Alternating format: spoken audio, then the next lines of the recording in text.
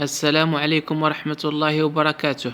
بمدينة فاس تسير أشغال إعادة تأهيل ملعب فاس الكبير بخطى حثيثة استعدادا لاستضافة كأس أفريقيا 2025 وكأس العالم 2030 بحول الله تعالى، حيث تم الشروع في إعادة تهيئة كافة مرافق الملعب داخليا وخارجيا، كما يشهد محيط الملعب تحسينات شاملة تهدف إلى الارتقاء بمستوى الخدمات المقدمة للجماهير واللاعبين.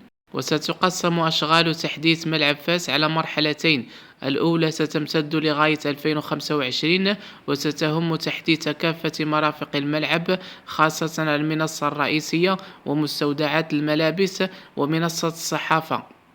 ومباشرة بعد نهاية كأس إفريقيا 2025 ستنطلق أشغال المرحلة الثانية، والتي ستغير معالم الملعب بشكل كبير، حيث سيتم إضافة مدرج إضافي مكان الحلبة المطاطية التي سيتم إزالتها بالكامل ليصبح الجمهور أقرب من محيط المستطيل الأخضر، مما سيجعل طاقة الملعب الاستيعابية ترتفع، فضلا على تغطية الملعب بالكامل وتزيين الجوانب الخارجية بشاشات عرض عملاقة مع بناء مرآب للسيارات وتحديث الولوجيات. ويتوقع أن تساهم هذه التطورات في تحسين تجربة الجماهير واللاعبين بشكل كبير، كما ستساهم في تعزيز مكانة المغرب كوجهة رياضية عالمية.